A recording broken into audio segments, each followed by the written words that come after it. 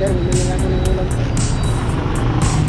So, kuya, bumili ng ulam pa. Saan po, pagka kayo humawak po ng susi, pag sinabi kong start nyo, aalisin nyo, dapat po aalisin nyo. So dahil hindi ko kayo driver, kailangan po namin lang ha. Kasi ayaw namin yung ganun eh. Pag pinalis po kayo, aalis. Ano naman po yung ginagawa nyo dyan, sir? Labas na po kami dyan, sir ha. Naka-sidewalk po kayo.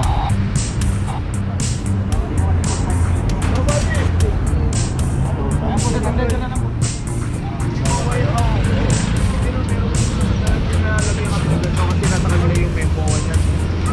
Basta pinabayaran ng ano eh. Pag-iipon nilang namin sir. Kuha nyo lang po yung ano yung resibo na pinagbayaran. I-report lang po dito. Kasi nilang isla, ang kinag-isla nilang dati, pwede tayo magparada kung saan saan.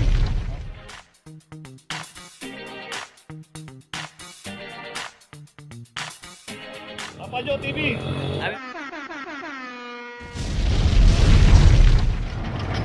Location natin Vicente Cruz, corner Maria Clara.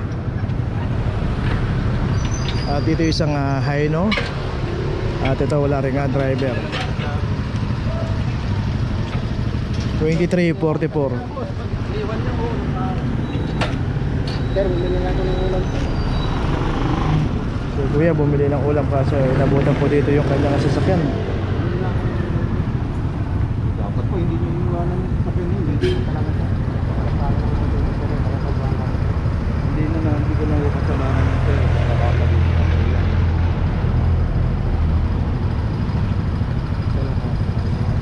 Puntahan nyo ito din sana. Trabaho dito sa Manila, sir eh. Sir, bumili ako ng ulam, sir. Lagi na lang talagang kalamanan dito, sir. Marami po kayo mapagbibigyan dyan sir. Kayo nagkamali ng partinan nyo. Punta kayo dyan sa Central Market of Bamboo.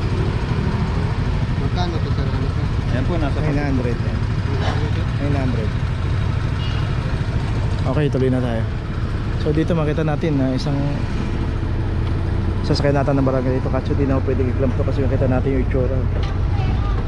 Pinamahayan na nga. Okay, tuloy na tayo. Location natin Vicente Cruz, corner Loyola Street, in between ng Pajardo. Dito isang Toyota Lightis 2411.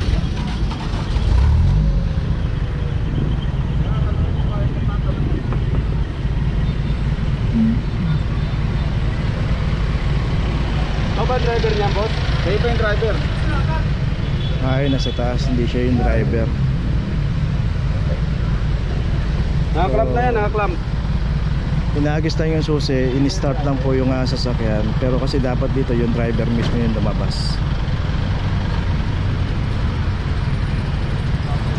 Ganun po ang nangyayari, no? Minsan may tao na nakaabang, hawak yung susi, gusto yung sasakyan, pero hindi po sila yung driver.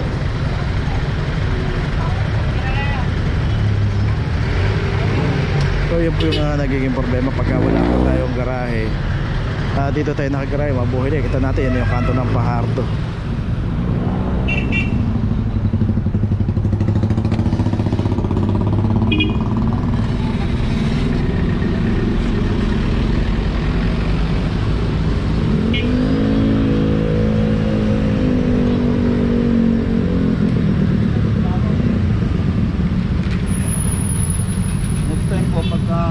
Humawak po ng susi, pag sinabi kong start nyo, aalisin nyo, dapat po aalisin nyo. So dahil hindi ko kayo driver, kailangan po namin lang ha. Kasi ayaw namin yung ganun eh. Pag pinalis po kayo, aalisin nyo po. Okay, so yun ay paliwanag na. So talagang hindi driver si kuya. Inagis lang yung susi sa kanya, pero in-start niya pero hindi siya yung driver. Location natin Vicente Cruz, in between ng Florentino Street at P. Margal. Dito yung isang Mirage. So yung mga walang driver dito. Pareho Papa Joe? Oh, parehas. Ito yung may MOA, yung isa. Ito yung isang Mirage dito. Nakapag-renew na po ng MOA yan. Kaya itong isang Mirage din dito na ito walang permit to, walang MOA. 2415. At saka yung isang Honda rito. Honda HRV 2321. Tao yan! Ito yun. Oy, may tao. Honda Brio, may tao raw. Saka yun, nabutan na yun yung Cherry. So dalawa lang yung naklam dito. Ito may notice na itong Honda HRV. Ayun, sa Mirage ginagawa na. So dati yung isang sasakyan na yun, yung puti rin na Mirage na yun, na clamp yun kasi nung na-verify yung MOA, hindi pa na i-renew. So dalawang beses na clamp yan. Etong pangatlo, nakapag-renew na siya. So ito lang ang naklam dito sa katong isang HRV. So tuloy na tayo. Okay na kayo lang dyan, sir. Hindi naman yun yung pangalan.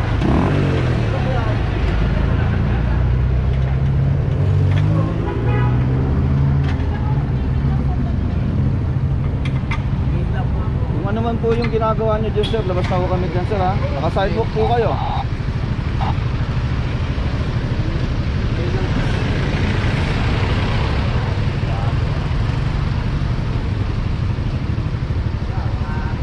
Okay, location natin Vicente Cruz, corner Sobredad.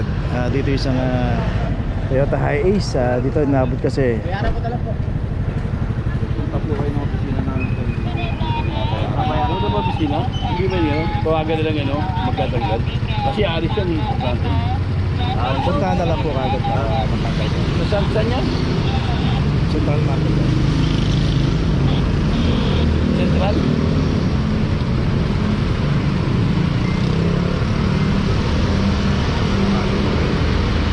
Sobredad tapos.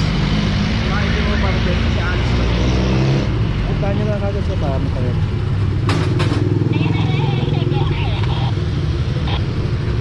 May telephone number yan, dyan okay makisuyo. Pero binabayaran mo talaga yung suspicion.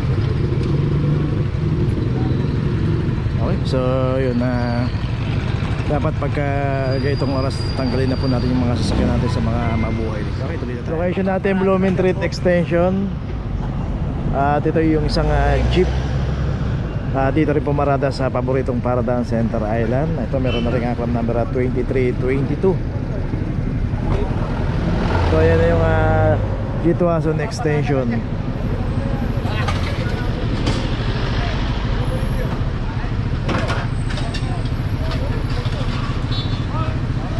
Wala yan eh.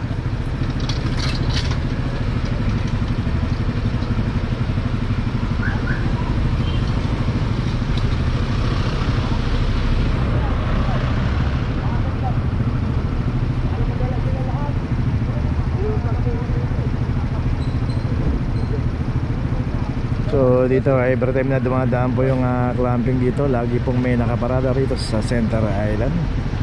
Ang paboritong paradahan. Ayan, meron na notice tong isang jeep. Tuloy na tayo. Location natin P. Guevara, in between ng Remigio at saka yung Ponce Street. Dito naman yung isang Mirage. Dito yung pinaradahan ng Mirage School Zone kasi eskwelahan po ito, pang publiko. Dito po marada kaya naklam to 2406 at walang driver to.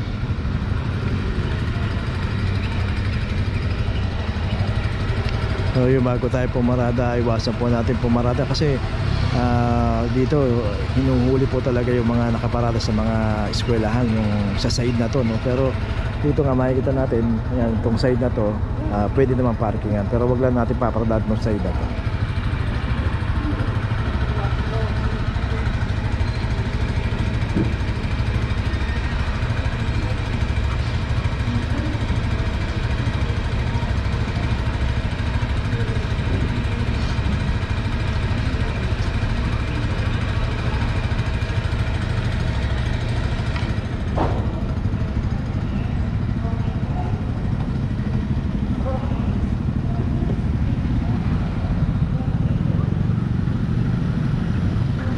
Blanco ko. Sultan. Ano ba? Bukol ko.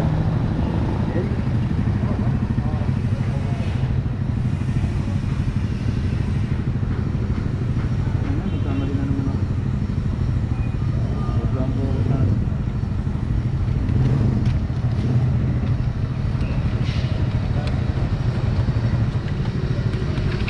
Okay, ito may notice na. Tuloy na po tayo. Ayan po, sa tanda na lang po. Wala yung driver, sir. Wala po. Nandun sa loob, hindi naman pwede tawagin sa akin. Nakaklap na, sir. Kasi ang alam nila, di bayaran yung parking ito, kaya hindi kayo tinitikitan to eh. Kasi binayaran daw na tikiin, tapos kaya dito sila. Alin po ito Lahat, may MOA sila dyan. May MOA sila. Ewan ko lang, kayo yun lang. So yun, binayaran daw to.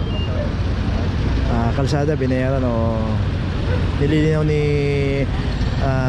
Officer Babaw kung may MOA sila. So ang sagot naman ng gwardiya, hindi niya raw alam. So possible wala pong permit o MOA. Yun, sana pumarada na lang siya sa mga may mga pay parking po rito, maraming parking attendant. Dapat doon na lang nakipag-usap. Mas may ano to sa tikiin? Pinalagay kami na ganito kasi nasa kanila yung MOA niyan. Ba't di binabayaran ng ano tayo? Kasi ipunin lang namin sir. Kasi yun ang ano ang tikiin sa amin eh. Kasi binabayaran naman daw nila man dito.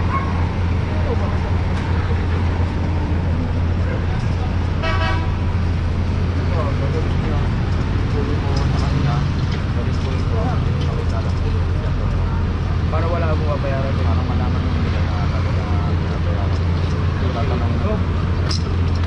So yun, nalagay na yung notice. So ang mangyayari po rito, dahil wala pa naman sila maipakitang MOA, pagpunta nila ng opisina, doon na lang nila ipakita. Ano nyo lang, pakakuha nyo lang po yung ano nyo, yung resibo ng pinagbayaran. Diba, i-present lang po dyan sa opisina, ipakita lang. Basta okay naman po yan, i-release po nila. Kaya lang, di ba matagal lang kasi aalis Hindi ko matagal yan. Pag pinuntahan nyo ngayon yan, pakita nyo po yung MOA ninyo, yung magtatanggal niya, nandoon lang din. Rider ho yun, nakamotor po yun. Nakamotor lang. Para lang ho alam din namin, aware din po kami dyan na talaga naka-MOA na po ito. Para ho hindi na ho kayo nabala sa susunod na mga araw. Ganun lang ho. Hindi mo nakaraan pa, may nagagawin yan eh. Sabi na sa akin. So ganoon naman po yung proseso. Ganoon naman po yung proseso pagka naka-acclam tayo at may MOA, kailangan na ilabas po natin yung MOA.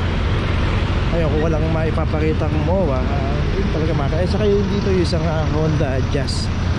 Dito naman pay parking tong hilera na to. Pero yung isang Honda Jazz walang ticket. Ayan, hindi nabayad ng parking. 23.34. At ito meron na rin notice. So ganun po, kailangan pagka may mga MOA tayo, ilagay na po natin doon sa harapan natin, doon sa may dashboard. Ipit natin doon para mabasa. Tapos kailangan updated po yung mga OR. So importante po yung OR na dapat updated para makikita po kung bayad tayo ng araw na yun, buwan na to. Okay, tuloy na po tayo. Dito na ngayon tayo sa opisina ng clamping sa impounding dito sa Central. Dito na po nagtatapos ang ating vlog. Maraming salamat po sa mga subscriber, sa mga viewers, sa mga napadaan po sa ating channel. Maraming salamat po sa mga suporta nyo. Sa mga hindi pa po nakakapag-subscribe, subscribe na po tayo mga kabayan. Maraming salamat po. Mabuhay!